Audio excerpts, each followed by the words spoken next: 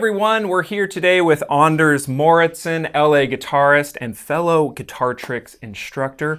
I'm Barrett Wilson, also a guitar tricks instructor, and I also happen to play guitar around LA as well. So we have LA in common. This is true. Today we are going to kind of get into what it means to play parts on the guitar and breaking apart things that you already know.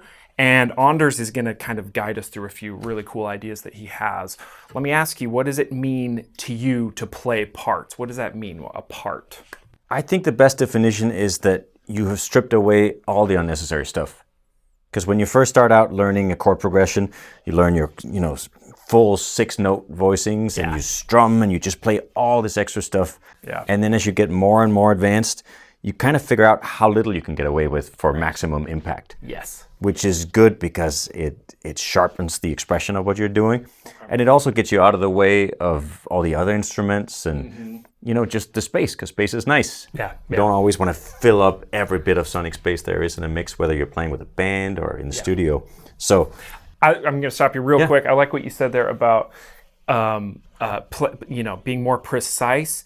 And this reminds me of with my own students, or I'm sure with your students as well. When you first start out with guitar and stuff, you're learning these big, huge shapes, and it's really hard, right? Mm-hmm. And figuring out how to play smaller shapes, more precise, more intentional, it actually is a little bit easier. Yeah. Than playing these like big old F chord shapes where your hand is kind of dying. So I would say there's an aspect to that as well, where you're being more precise. You're also making it a little easier on yourself, and you're making it easier on everyone around you, being more intentional with what you're playing. Very true. And this is actually going to make it easier today, because even if you can't play the bar chords, if you just know how they look, you already have a lot of triads under your fingers there. Yeah. Because people are like, well, I don't want to learn, this new stuff all over the neck. You don't have to, because again, there. within this 6-chord voicing, there's so much to be done if you just strip it down in different ways. Beautiful. So this is what we're going to get to today. We're going to look at some real common voicings. So make sure and stick around to the end so you can hear it all. Now, real quick, just before we kind of get into some of this, maybe we should do a real fast review on some of these shapes. So you're talking about a 6-string voicing. This is kind of your classic bar shape here. Sometimes it's referred to like the E shape. But you're playing on all 6 strings. You've got your root. I'm playing on the 3rd fret. This is a G. And then the other one that we might get to soon is a 5th string root, where you're kind of playing this shape. And it's sort of revolved around your A shape. Those 2 shapes, there's a ton into it. So I believe we're going to start off with that E shape, right? Yeah, let's do that. Keep it simple. Yeah. By the way, do you have your own tips for playing bar chord shapes? Let us know by leaving a comment below. All right, let's get back to the episode. So why don't you come up with a chord progression using only that shape? Okay. And then I'll kind of demonstrate what I'm talking about. Okay, so what if I'm already in G here. It's a beautiful chord. And let's move it up. So if we come here, let's move it up to B flat, which is really nice. It's very sort of sweet sounding. And then I'm going to go down to F. Choice. Very nice, right? Yeah. And then maybe go to a 5 chord, which would be C. Well, that would be the 4, right? You're right. Yeah. My 5 is your 4. Exactly. Hey, that's agree a 4 to disagree.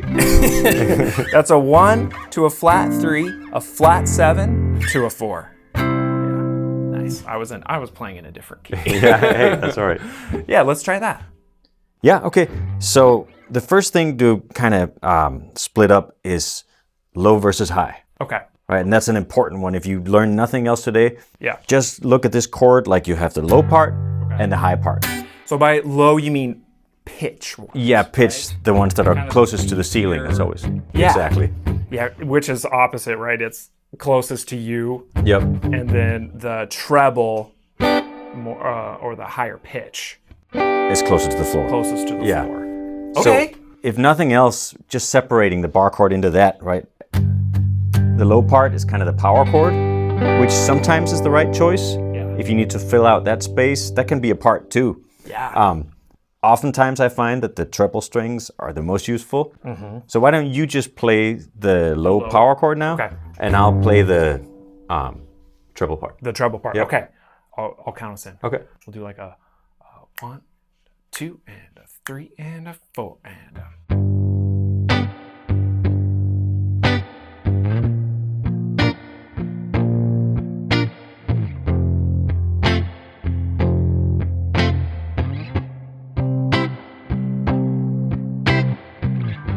That works, right? That was beautiful. Now it sounds like we're playing together and we're not stepping on each other, which also means that we don't have to fight about volume. Exactly. Because the first thing that happens when two guitar players play together is you start playing in the same, sort of sonic territory, and then you start turning up. And so if you just spread out across the frequency spectrum, that helps a ton. Let's try this. Let's give the viewers a wrong feel. So I'm going to play the full chord, and then maybe you play the full chord or the treble or low or whatever, and then we'll see how that sounds. 2, 3, 4.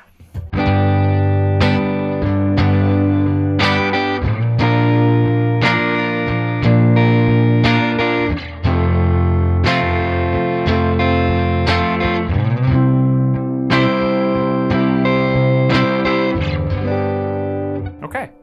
And there is a time and a place for doubling a guitar part. Exactly, yeah. But it's just good to be aware of when you're in the same space and when you're kind of fanning out. Yes. The other one was more interesting. It was more kind of refined. It more focused. More like a part. I feel like it draws you in, and that's kind of what, that's what you were saying as a part. Well, let's strip it down even more. Okay. Right, because I was kind of using the top 4 strings here, which is already one more than you need, because in a basic major chord, there's just 3 notes. So I was adding an extra note on the D string there. Which is a doubling the octave, right? Exactly. Okay. Which, again, sometimes is right, sometimes it's not. Yeah. But now let's try and just strip it down to just be the 6th interval that's on the G and the E string. And I'm not even going to do any rhythm. I'm just going to play that. Okay. Okay. I'll play. You want me to stick to the lower? Sure. Okay. Here we go. 1, 2, 3, 4.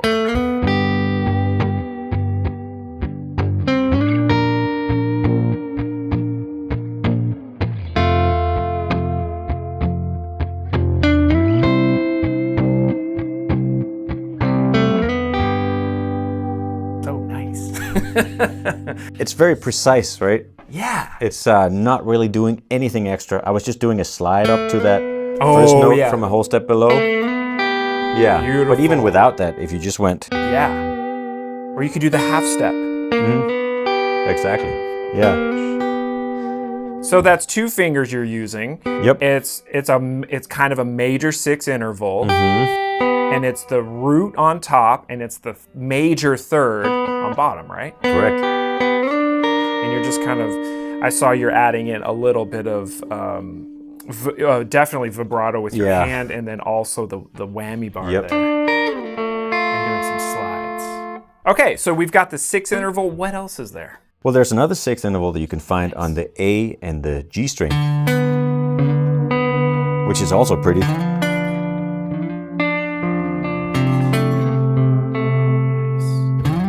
Okay, so say you're playing that, maybe, so this is taking it to an extreme, maybe I'm just gonna play the root while you play that. Yep. Let's try it. 3, 4.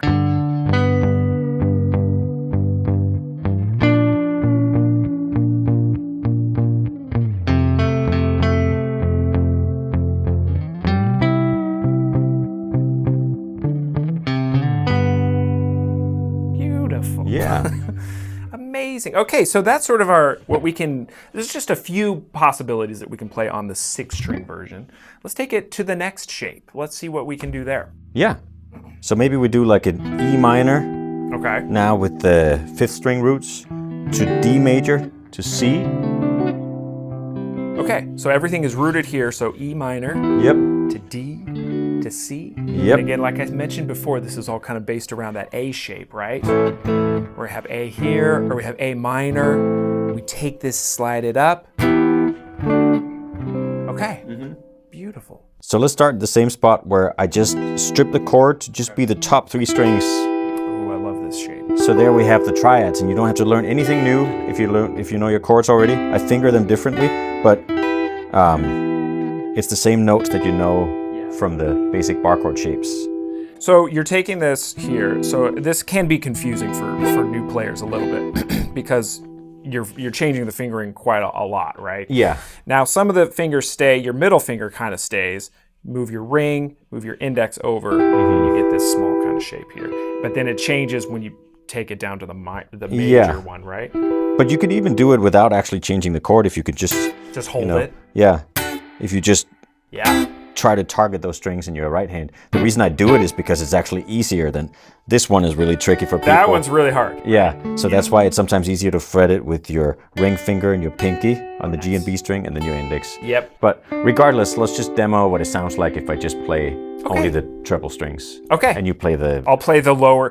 So I'm going to just play like the 2-string power chord, which is very easy to play. Let's try it. 1, 2, 3, 4.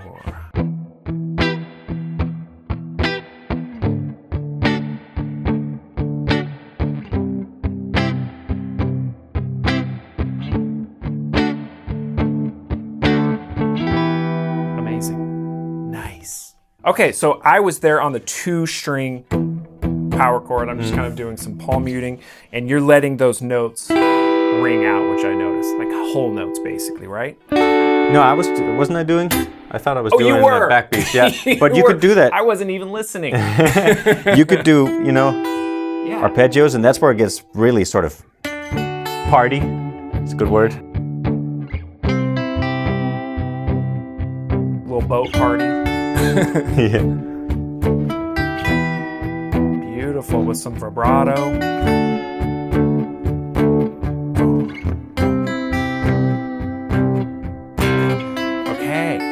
What else? So we've got arpeggio.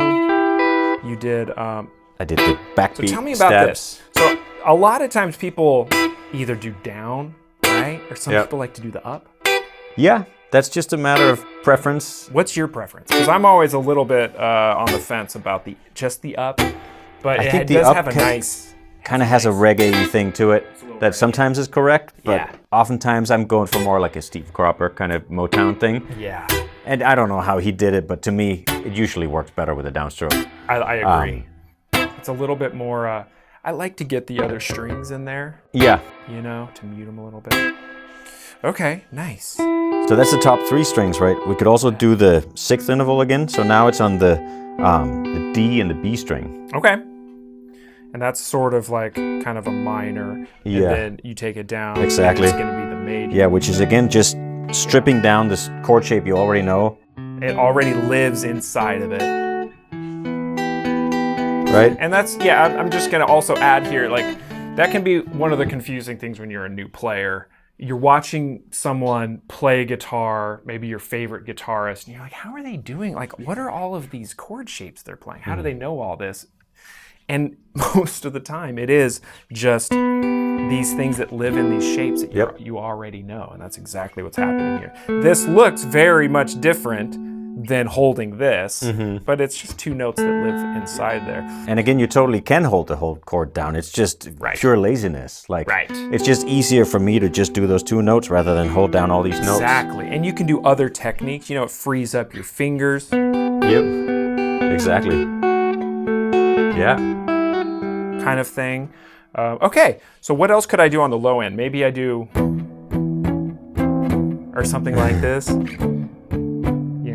Yeah. I don't know. This is it's a little bluesy, and it doesn't necessarily fit in this context. Just do the rhythm and just stick to the power chords. Okay, maybe. I'll stick to the power chords. Let's try it again. Ready? Okay. 2, 3, 4.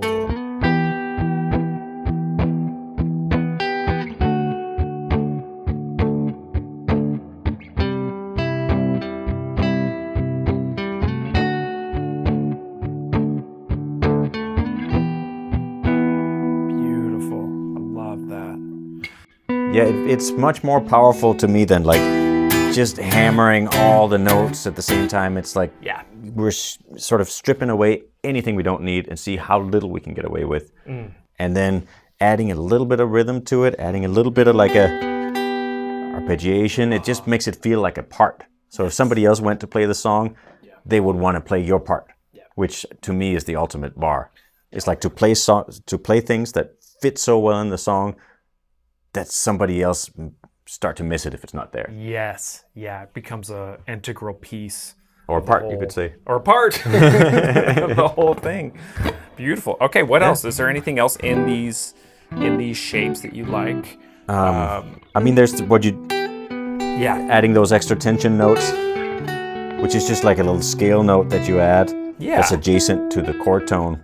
Yeah, it's kind of like the suspensions or whatever. Yeah. And you don't have to know your scales to do this. Like, you don't have to know that, it's an F sharp note. You could just try, if you do, that doesn't sound good, so then you try. Exactly. There are only so many options. Yeah. It's usually kind of like the third. Yeah, that's usually going around. If you're on this shape, okay, that's kind of like the popular note. Either the major or the minor third, moving around it.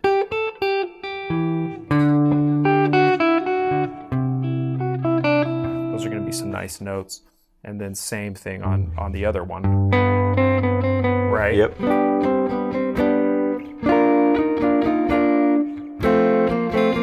Exactly. And again, it doesn't take much. Like, it's much better to take one thing and be intentional and precise with that, rather than think you have to learn all these things all over the neck. Yes. Yes. So take a little while with just that one note and see what you can get out of it, and then go from there. By the way, we have a free soloing guide that you can find in the description below. It's a huge help. Now back to the episode. Nice, beautiful. Okay, so we've covered a few things here. We've got the E shape, we've got the A shape, playing very simple things that work within those shapes. Where else can we go from here? What is the next step after, maybe some of these shapes, or maybe we combine some of them. So we have the 6 string, and so what if we just do a common like 1, 4, 5? Because that's in every song. Yeah. Say we're in G, we've got G, C, and D, right? So that uses the 6th string. This is the 5th string. Tons of possibilities to go from here, right? So if I'm holding down the lower part, I'm just moving this shape around. Great. So maybe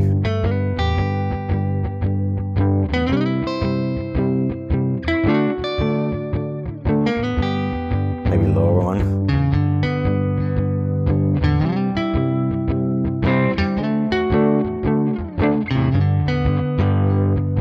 Or the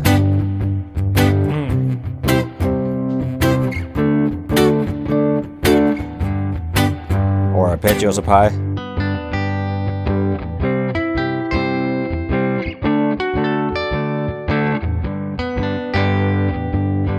Beautiful. So what I liked about what you were doing, I'm kind of sticking in one position, but you're sliding up and down with kind of the same shape.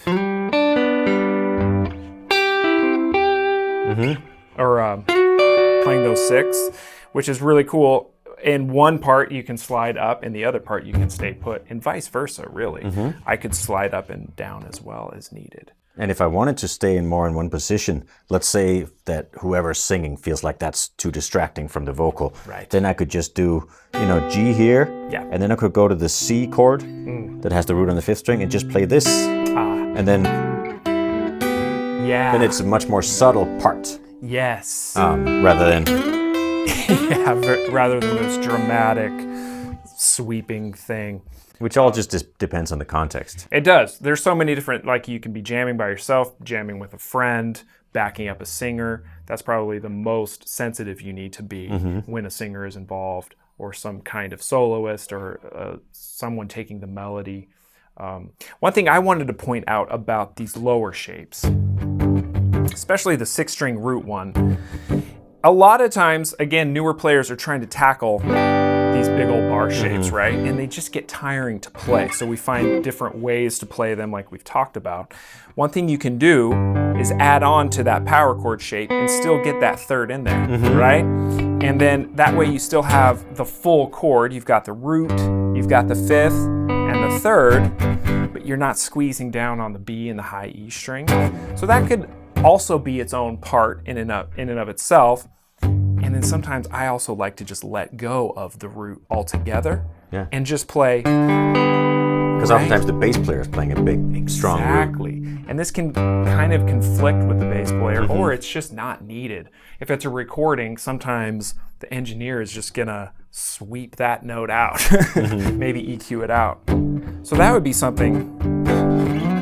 And I think that's important to mention too, is like, it's not just when you're starting out and everything is hard that you look for these kinds of shortcuts. That's also done by legendary guitar players, right? Nobody wants to work harder than necessary, right? Both because it serves the music to be precise, but also because, again, like I don't feel like holding down all 6 strings if I'm only going to play 2. We're all lazy. We're the lazy. legends are lazy. We're lazy. You're probably lazy, and it serves the music. It really does. It does. It serves to be lazy. We're guitar players. We're supposed to be lazy. Exactly. It is kind of part of the sound. But also, honestly, it is better for your hand too, because if you're just playing these bar chords all the time, you can get injuries, you can get carpal tunnel. There's a whole list of things. You want to keep your posture good when you're playing. All of these things, if you're playing a lot, can have their effect down the road. So keep the parts smooth, keep them nice and tight. This has been great. We've covered a lot of stuff here. If any of this has sounded good or interesting to you, please leave a comment. Let us know. Let us know if there's a specific way that you like to play your own parts or come up with your own ways of looking at these shapes. Yeah, Anders, anything else to add to this? I think we covered it. I think so. It's just the usual message of like, you already know so much. Yeah. Even if you just know the basics, it's much more than, it's much more about looking at what you already know and making more music with that rather than rushing to learn all these other things. Do more with little and don't feel like you need to learn the entire world of guitar to be able to play effective, meaningful parts. Be lazy. Be super lazy. All right, we'll see you guys later.